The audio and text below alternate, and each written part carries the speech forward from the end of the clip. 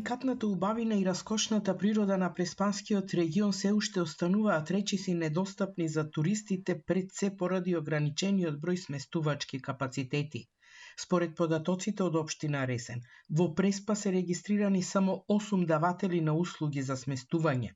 Согледувајќи оваа слабост, Европската Унија и Програмата за развој на Обединетите нации преку проектот ЕУ за Преспа нудат можност за локалните жители да ги реновираат и модернизираат своите објекти кои потоа ќе се користат како туристички капацитети. Деновиве се објавени 3 јавни повици во рамки на проектот со кои започнуваат активностите за развој на одржлив туризам.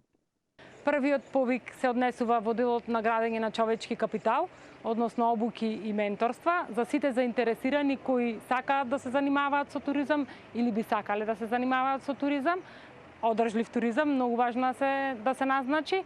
Вториот повик е повик кој се насочува на сите оние кои сакаат да даваат сместувачки капацитети и повикот покрива грант од 20 до 30.000 евра за секој оној кој сака да реновира сместувачки капацитет.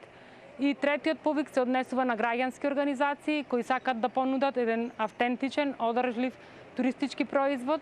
Повиците се наменети на сите оние кои се заинтересирани да се занимаваат и да живеат од туризам.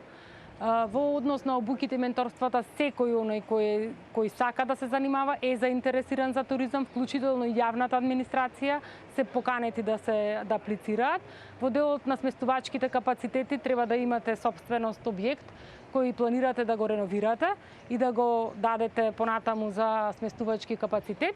Дополнително, преку потпишаниот меморандум за соработка меѓу УНДП, Општина Ресен и двата национални парка Галичица и Пелистер, започнува заеднички потфат за одбележување и уредување на 100 километри велосипедски патеки и 70 километри пешачки патеки.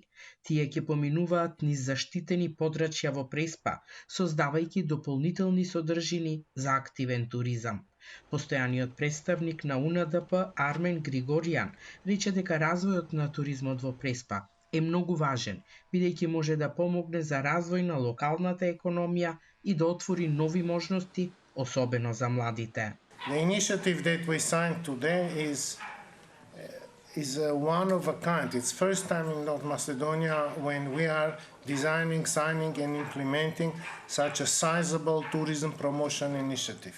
Look forward to collaboration with private sector, with individual households who are interested in collaborating with us through this initiative.